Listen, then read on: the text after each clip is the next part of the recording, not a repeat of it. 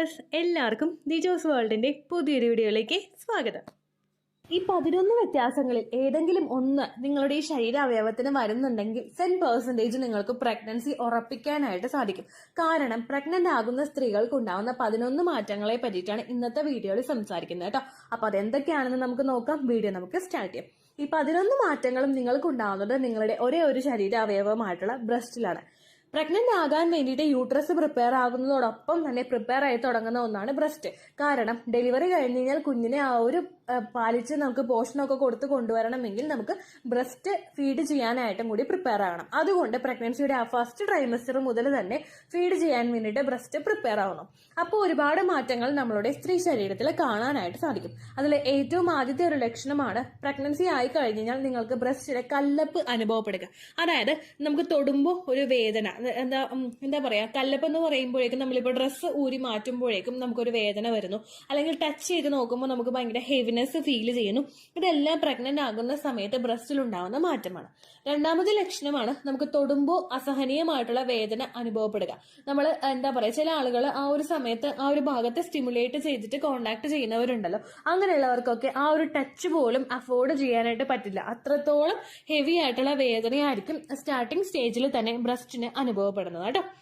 മൂന്നാമതായിട്ടുണ്ടാവുന്ന ലക്ഷണമാണ് stretch marks ഉണ്ടാവുക. നമ്മുടെ ആ ഒരു സ്കിന്നിന്റെ ഭാഗത്തായിട്ട് സൈഡിലായിട്ടുള്ള പോർഷനിലും സ്ട്രെച്ച് മാർക്ക്, അതായത് പ്രഗ്നന്റ് ആകുന്ന സ്ത്രീകൾക്ക് അവരുടെ വയറിൽ ഇങ്ങനെ വരയുണ്ടാവുമല്ലോ, ആ സ്കിന്ന് സ്ട്രെച്ച് ചെയ്യുന്നതിന്റെ ഭാഗമായിട്ട് ഒരു വരയുണ്ടാവുമല്ലോ, അതുപോലുള്ള സ്ട്രെച്ച് മാർക്സ് നിങ്ങൾക്ക് ബ്രസ്റ്റിൽ ഫീൽ ചെയ്യാനായിട്ട് തുടങ്ങും. ബ്രസ്റ്റിന്റെ സൈസ് വർദ്ധിക്കുന്നത് കൊണ്ടാണ് നിങ്ങൾക്ക് ഈ ഒരു ബുദ്ധിമുട്ട് ഉണ്ടാവുന്നത് കേട്ടോ. അടുത്തതായിട്ടുണ്ടാവുന്ന ഒരു മാറ്റം, നാലാമത്തെ ഒരു ലക്ഷണം എന്ന് പറയുന്നത് സ്കിൻ പീലിംഗ് ആണ്. അതായത് നിങ്ങളുടെ ആ ഒരു ബ്രസ്റ്റിന് ചുറ്റുമുള്ള ആ ഏരിയയിൽ സ്കിന്ന് പൊളിഞ്ഞു വരുന്നതായിട്ട് നമുക്ക് തോന്നുക.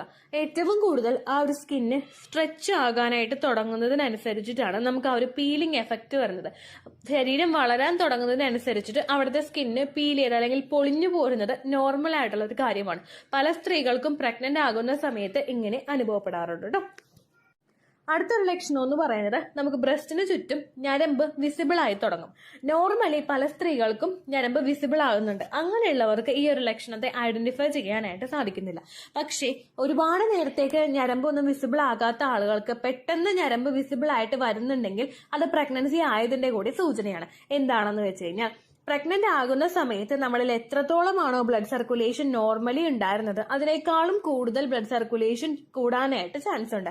ബ്ലഡ് സർക്കുലേഷൻ എൻഹാൻസ് ചെയ്യുന്നതിന്റെ ഭാഗമായിട്ട് നമ്മളുടെ ആ ഒരു നമ്മുടെ വെയിൻസ് എല്ലാം വികസിക്കാനായിട്ട് തുടങ്ങും. വികസിക്കുന്നതും ആ പ്രഷറിൽ ബ്ലഡ് അങ്ങ് സപ്ലൈ നടക്കുന്നതിന്റെ ഭാഗമായിട്ടാണ് പലർക്കും ഞരമ്പ് അവിടെ തെളിഞ്ഞു കാണാനായിട്ട് തുടങ്ങുന്നത്. ബ്രസ്റ്റിന് ചുറ്റുമുള്ള ഏരിയാസിലായിരിക്കും നിങ്ങൾക്ക് ഞരമ്പ് തെളിഞ്ഞു കാണുന്നതായിട്ട് അനുഭവപ്പെടുന്നത് കേട്ടോ.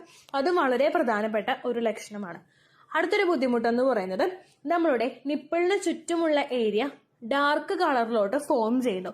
പ്രഗ്നന്റ് ആകുന്നതിന് മുൻപ് നിങ്ങൾ ബ്രസ്റ്റ് ചെക്ക് ചെയ്യുന്നുണ്ടെങ്കിൽ നിങ്ങളുടെ ബ്രസ്റ്റിന് ചുറ്റുമുള്ള നിപ്പിളിന് ചുറ്റുമുള്ള ഏരിയ എന്ന് പറയുന്നത് ലൈറ്റ് ആയിട്ടുള്ള ബ്രൗൺ ഷെയ്ഡിലുള്ളതായിരിക്കും, അല്ലെങ്കിൽ വേറെ ഏതെങ്കിലും നിങ്ങൾക്ക് ഐഡന്റിഫൈ ചെയ്യാൻ സാധിക്കുന്ന ബ്രൗൺ ഷെയ്ഡിൽ ഉള്ളതായിരിക്കും.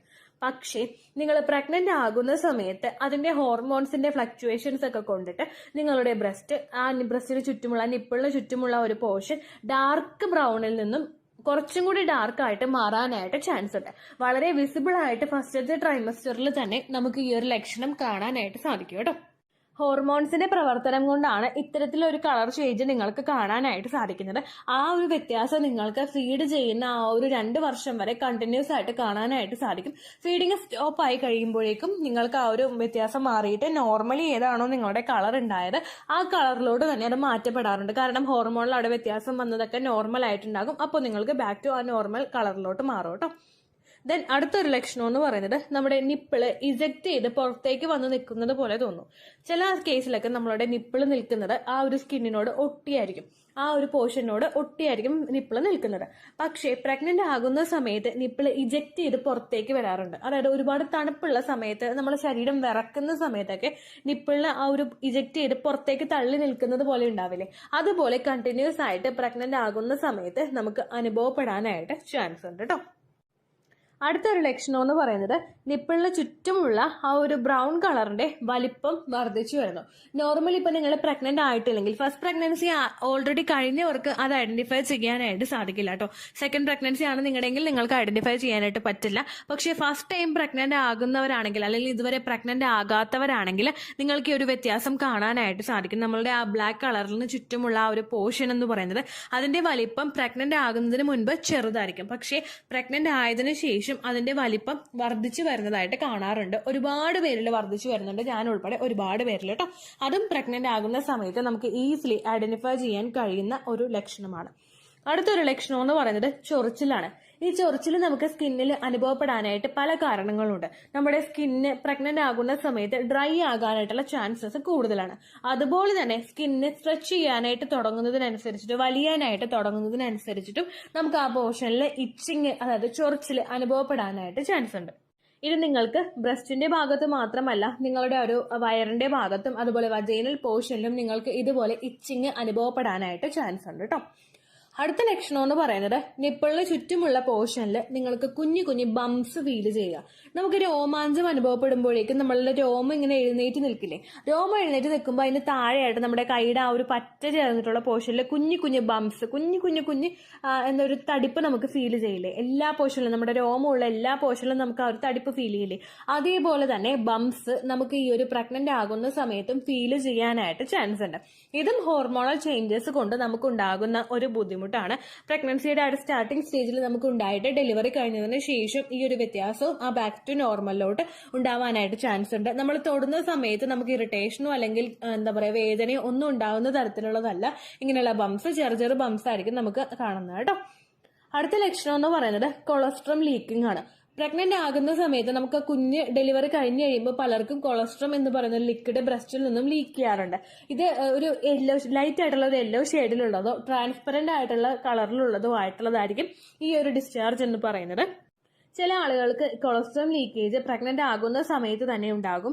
ചില ആളുകൾക്ക് ബ്രസ്റ്റ് മിൽക്ക് ലീക്ക് ചെയ്യുന്നത് പോലെയും അനുഭവപ്പെടാം. ഇത് നമുക്ക് നോർമലി പ്രഗ്നന്റ് ആകുന്ന സമയത്ത് ഉണ്ടാവുന്നതാണ്. പക്ഷേ ചില കേസിൽ ചില സ്ത്രീകളിൽ, അതായത് പ്രൊലാക്റ്റിൻ ഹോർമോണിന്റെ അളവ് ശരീരത്തിൽ കൂടുതലുള്ള സ്ത്രീകളിൽ ഇതല്ലാതെ തന്നെ ലീക്കിംഗ് സംഭവിക്കാറുണ്ട് കേട്ടോ. പ്രൊലാക്റ്റിൻ ഹോർമോൺ എന്ന് പറയുന്നത് നമുക്ക് കുഞ്ഞിനെ ഫീഡ് ചെയ്യാൻ വേണ്ടിയിട്ട് ശരീരത്തിൽ കൂടുന്ന ഒരു ഹോർമോണാണ്. പ്രഗ്നന്റ് ആകുന്ന സ്ത്രീകളിൽ പ്രൊലാക്റ്റിന്റെ ഡെവലപ്മെന്റ് ഭയങ്കര കൂടുതലായിരിക്കും. ഫീഡ് ചെയ്യുമ്പോൾ അതിനേക്കാളും കൂടുതലായിരിക്കും. ദെൻ പ്രഗ്നന്റ് അല്ലാത്ത സ്ത്രീകളിൽ പ്രൊലാക്റ്റിൻ ഹോർമോണിന്റെ അളവ് കൂടുകയാണെങ്കിൽ അത് നമ്മളുടെ ഓവുലേഷനെയും ഇംപ്ലാന്റേഷനും ഒക്കെ അഫക്ട് ചെയ്യും കേട്ടോ. അപ്പോൾ നിങ്ങൾ ഈ ലീക്കേജ് നിങ്ങൾക്ക് ബ്രസ്റ്റിൽ നിന്നുണ്ടായിട്ടും പ്രഗ്നൻസി ടെസ്റ്റ് ചെയ്ത് നോക്കുമ്പോൾ നെഗറ്റീവ് ആണെങ്കിൽ നിങ്ങൾ പോയി ഡോക്ടറെ കാണണം. പ്രൊലാക്റ്റിന്റെ അളവ് എത്രത്തോളം ഉണ്ടെന്ന് ചെക്ക് ചെയ്യണം കേട്ടോ. അപ്പോൾ ഇത്രയുമാണ് ബ്രസ്റ്റിൽ സംഭവിക്കുന്ന മാറ്റങ്ങൾ എന്ന് പറയുന്നത്. ഇനി നമ്മൾ ബ്രസ്റ്റിനെ എങ്ങനെയാണ് കെയർ ചെയ്യേണ്ടതെന്ന് നോക്കാം. ഇതിപ്പോൾ കേട്ടോണ്ടിരിക്കുന്നത് പ്രഗ്നന്റ് ആയിട്ടുള്ള സ്ത്രീകളാണെങ്കിൽ നിങ്ങൾ മസ്റ്റ് ആയിട്ട് ബ്രസ്റ്റിന് കുറച്ച് കെയർ കൊടുക്കണം. എന്താണെന്ന് വെച്ച് കഴിഞ്ഞാൽ നിങ്ങൾക്ക് ഇങ്ങനെ ചൊറിച്ചിലും അതുപോലെ സ്കിന്ന് പീലിങ്ങും അതുപോലെ സ്ട്രെച്ച് മാർക്സും ഉണ്ടാകുന്നത് പ്രിവെന്റ് ചെയ്യാൻ വേണ്ടിയിട്ട് ഏതെങ്കിലും നല്ലൊരു മോയ്സ്ചറൈസർ നിങ്ങൾക്ക് ബ്രസ്റ്റിൽ അപ്ലൈ ചെയ്ത് കൊടുക്കാവുന്നതാണ്. ഒന്നും നിങ്ങൾക്ക് കിട്ടിയില്ലെങ്കിൽ കോക്കനട്ട് ഓയിലെങ്കിലും നിങ്ങൾ അപ്ലൈ ചെയ്ത് കൊടുക്കുക. കോക്കനട്ട് ഓയിൽ ഇട്ടിട്ട് നല്ലതുപോലെ നിങ്ങൾ മസാജ് ചെയ്ത് കൊടുക്കുകയാണെങ്കിൽ സ്കിന്ന് എളുപ്പത്തിൽ സ്ട്രെച്ച് ആകാനായിട്ടുള്ള ഒരു സപ്പോർട്ട് നമുക്ക് ശരീരത്തിൽ കിട്ടുന്നു. അതുപോലെ തന്നെ നിങ്ങൾക്ക് സ്ട്രെച്ച് മാർക്സ് ഉണ്ടാകുന്നത് പ്രിവെന്റ് ചെയ്യുന്നതിനും അത് സഹായിക്കുന്നു. ചൊറിച്ചിലുണ്ടാകുന്നത് പ്രിവെന്റ് ചെയ്യുന്നതിനും അത് സഹായിക്കുന്നുണ്ട് കേട്ടോ. അതുപോലെ തന്നെ നിങ്ങൾ ശ്രദ്ധിക്കേണ്ട കാര്യം, ചില ആളുകളുടെ കേസിൽ മാത്രമേ നിപ്പിള് ഇജക്ട് ചെയ്ത് പുറത്തേക്ക് വന്ന് നിൽക്കുകയുള്ളൂ. അതായത് നിപ്പിള് കൂർത്ത് പുറത്തേക്കായിട്ട് നിൽക്കുകയുള്ളൂ. ചില സ്ത്രീകളിൽ നിപ്പിള് പറ്റേ ചേർന്ന് പോയി നിൽക്കാറുണ്ട്. ഇങ്ങനെയുള്ള സ്ത്രീകളിൽ ഡെലിവറി കഴിഞ്ഞതിന് ശേഷം കുഞ്ഞിനെ കൃത്യമായിട്ട് ഫീഡ് ചെയ്യാനായിട്ട് പറ്റാതെ വരിക. ഇപ്പോൾ ഞാൻ ഫസ്റ്റ് പ്രഗ്നന്റ് ആയിരുന്ന സമയത്ത് ഹെൽത്ത് സെന്ററിൽ നിന്ന് വന്നിട്ടുള്ള ഒരു ചേച്ചി എന്നോട് പറഞ്ഞു തന്നിട്ടുണ്ടായിരുന്നു എണ്ണ ഇട്ടിട്ട് നിപ്പിള് പുറത്തേക്ക് വലിക്കാൻ വേണ്ടിയിട്ട്. ഞാനത് കൃത്യമായിട്ട് ചെയ്തിട്ടുണ്ടായിരുന്നു. പക്ഷെ എൻ്റെ ഒരു ഫ്രണ്ട് ഉണ്ടായിരുന്നു, പുള്ളിക്കാരിക്ക് ഇതിനെപ്പറ്റി ഒരു അറിവ് ഉണ്ടായിരുന്നില്ല. ഞങ്ങൾ തമ്മിൽ അങ്ങനെ കോണ്ടാക്ട് ഉണ്ടായിരുന്നില്ല. പക്ഷെ ഇതിന്റെ ചാനലൊക്കെ തുടങ്ങി കഴിഞ്ഞിട്ട് പുള്ളിക്കാരി എന്നെ വിളിച്ചിട്ടുണ്ടായിരുന്നു. അപ്പൊ ഇങ്ങനെ പറഞ്ഞു നിപ്പിള് പുറത്തേക്ക് വരാനിട്ട് നമ്മുടെ സിറിഞ്ചില്ലേ, സിറിഞ്ച് ആ നീഡിൽ അങ്ങോട്ട് മാറ്റിയിട്ട് സിറിഞ്ചിന്റെ അറ്റം വെച്ചിട്ട് ഉള്ളിൽ നിന്ന് പുറത്തേക്ക് വലിക്കേണ്ടി വന്നു എന്ന് പറഞ്ഞു. കാരണം കുഞ്ഞിന് സക്ക് ചെയ്യാൻ പറ്റില്ല, കുഞ്ഞു വാവയല്ല, അതിനെ നോക്കിയെടുത്ത് സക്ക് ചെയ്യാനായിട്ട് പറ്റില്ല, അതിന് പാല് കിട്ടാണ്ടാവുമ്പോൾ അത് കരയുന്നു. അങ്ങനെ നിപ്പിള് പുറത്തേക്ക് കൊണ്ടുവരാൻ വേണ്ടിയിട്ട് അങ്ങനെ ചെയ്തു എന്നും പറഞ്ഞിട്ടുണ്ട്. അങ്ങനെയുള്ള ആളുകൾ നിങ്ങൾ പ്രത്യേകം ശ്രദ്ധിക്കുക. എണ്ണ ഇട്ടിട്ട് നിപ്പിൾ എപ്പോഴും തടവി പുറത്തേക്ക് വലിക്കാനായിട്ട് ശ്രദ്ധിക്കുക കേട്ടോ. ഇത്രയും കാര്യങ്ങൾ നിങ്ങൾ മസ്റ്റ് ആയിട്ട് നോക്കേണ്ട കാര്യങ്ങളാണ്. ഇത്രയുമാണ് പ്രഗ്നന്റ് ആകുന്ന സമയത്ത് ബ്രസ്റ്റിൽ ഉണ്ടാകുന്ന ചേഞ്ചസ്. ഇത്രയേ ഉള്ളൂ വീഡിയോ. യൂസ്ഫുൾ ആയി കാണുമെന്ന് വിശ്വസിക്കുന്നു. യൂസ്ഫുൾ ആവുന്നുണ്ടെങ്കിൽ ലൈക്ക് ചെയ്യുക, ഫ്രണ്ട്സിനൊക്കെ ഷെയർ ചെയ്ത് കൊടുക്കുക കേട്ടോ. എന്തെങ്കിലും സംശയം ഉണ്ടെങ്കിൽ നിങ്ങൾ കമന്റ്സിൽ ചോദിക്കുക. പണ്ടത്തെ വീഡിയോയ്ക്ക് കമന്റ്സ് ഇടുന്നവർക്ക് റിപ്ലൈ ലഭിക്കുന്നില്ലെങ്കിൽ ലേറ്റസ്റ്റ് ആയിട്ട് ഞാൻ ഏത് വീഡിയോ ആണോ അപ്ലോഡ് ചെയ്യുന്നത് അതിന് താഴെ കമന്റ് ഒന്ന് കോപ്പി പേസ്റ്റ് ചെയ്യാനായിട്ട് ശ്രദ്ധിക്കുക കേട്ടോ. അതുപോലെ ഓവുലേഷൻ ഡേറ്റ് കാൽക്കുലേറ്റ് ചെയ്ത് തരാനായിട്ട് റിക്വസ്റ്റ് ചെയ്യുന്ന ആളുകൾ എത്രയാണോ സൈക്കിൾ ലെങ്ത് അത് മെൻഷൻ ചെയ്യാനായിട്ട് ശ്രദ്ധിക്കുക.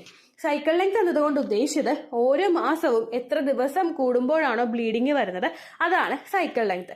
കഴിഞ്ഞ മാസം ഒരു 8-ാം തീയതിയാണ് ബ്ലീഡിങ് ആയതെങ്കിൽ ഈ മാസം 6-ാം തീയതിയാണ് ബ്ലീഡിങ് ആയതെങ്കിൽ കഴിഞ്ഞ മാസം 8-ാം തീയതി മുതൽ ഈ മാസം 6-ാം തീയതി വരെ എത്ര ദിവസമുണ്ടോ അത് കാലണ്ടറിൽ എണ്ണി തിട്ടപ്പെടുന്നതാണ് നിങ്ങളുടെ സൈക്കിൾ ലെങ്ത്. സൈക്കിൾ ലെങ്ത് നമ്മൾ കൃത്യമായിട്ട് കാൽക്കുലേറ്റ് ചെയ്യുകയാണെങ്കിൽ ഓവുലേഷൻ ഡേറ്റ് എളുപ്പത്തിൽ കണ്ടുപിടിക്കാൻ വേണ്ടിയിട്ട് ഒരുപാട് ആപ്ലിക്കേഷൻസും ഒരുപാട് ഓൺലൈൻ ആയിട്ടുള്ള വെബ്സൈറ്റുകളും ഇന്ന് നമുക്ക് അവൈലബിൾ ആണ്. പ്ലേ സ്റ്റോറിൽ പോയിട്ട് ഓൺലൈൻ ഓവുലേഷൻ ട്രാക്കർ എന്ന് ടൈപ്പ് ചെയ്ത് കഴിഞ്ഞാൽ നിങ്ങൾക്ക് അതുമായിട്ട് ബന്ധപ്പെട്ടിട്ടുള്ള ആപ്ലിക്കേഷൻസ് കിട്ടും. അത് പറ്റുന്നില്ല എങ്കിൽ ഗൂഗിളിൽ പോയിട്ട് ഓൺലൈൻ ഓവുലേഷൻ കാൽക്കുലേറ്റർ എന്ന് ടൈപ്പ് ചെയ്ത് കഴിഞ്ഞാൽ അതുമായിട്ട് ബന്ധപ്പെട്ടിട്ടുള്ള വെബ്സൈറ്റുകൾ നിങ്ങൾക്ക് കിട്ടും. അതിൽ നിങ്ങളുടെ ലാസ്റ്റ് മന്തിലെ മെൻസ്ട്രേഷന്റെ ഡേറ്റും ഒപ്പം ഞാൻ ഈ പറഞ്ഞ രീതിക്ക് നിങ്ങൾ കാൽക്കുലേറ്റ് ചെയ്യുന്ന സൈക്കിൾ ലെങ്ത്തും എൻ്റർ ചെയ്ത് കൊടുക്കുകയാണെങ്കിൽ നിങ്ങൾക്ക് കൃത്യമായിട്ട് ഓവുലേഷൻ ഡേറ്റ് കണ്ടുപിടിക്കാനായിട്ട് സാധിക്കും. ഫെർട്ടൈൽ ടൈം പീരീഡും നിങ്ങൾക്ക് കിട്ടും. അതായത് എത്ര ദിവസം മുതൽ കോണ്ടാക്ട് ചെയ്ത് തുടങ്ങിക്കഴിഞ്ഞാൽ നിങ്ങൾ പ്രഗ്നന്റ് ആകും എന്നുള്ളൊരു ഡേറ്റും നിങ്ങൾക്ക് പ്രോപ്പറായിട്ട് കിട്ടും കേട്ടോ. ഇത് കാൽക്കുലേറ്റ് ചെയ്യുന്ന സമയത്ത് സൈക്കിൾ ലെങ്ത് കാൽക്കുലേറ്റ് ചെയ്യുന്ന സമയത്ത് നിങ്ങളുടെ ആ ഒരു കലണ്ടറിൽ നോക്കി തന്നെ നിങ്ങൾ കാൽക്കുലേറ്റ് ചെയ്യുക. പല മാസങ്ങളിലും 30-31 ദിവസമുണ്ട്, അതുകൊണ്ടാണ് അങ്ങനെ പറഞ്ഞത്. ഒപ്പം നിങ്ങൾക്ക് ബ്ലീഡിങ് തുടങ്ങിയ ദിവസത്തിന് വേണം നിങ്ങൾ ഡേ 1 ആയിട്ട് എടുക്കാൻ വേണ്ടിയിട്ട്. സ്പോട്ടിങ് തുടങ്ങിയ ദിവസത്തിനെ, അതായത് ചെറുതായിട്ട് ഡിസ്ചാർജ് പോയി തുടങ്ങിയ ദിവസത്തിനെ നിങ്ങൾ കൺസിഡർ ചെയ്യേണ്ട ആവശ്യം ഇല്ല കേട്ടോ. അപ്പോൾ ഇത്രയേ ഉള്ളൂ വീഡിയോ. അടുത്തൊരു വീഡിയോ ആയിട്ട് നമുക്ക് വീണ്ടും കാണാം. ബൈ.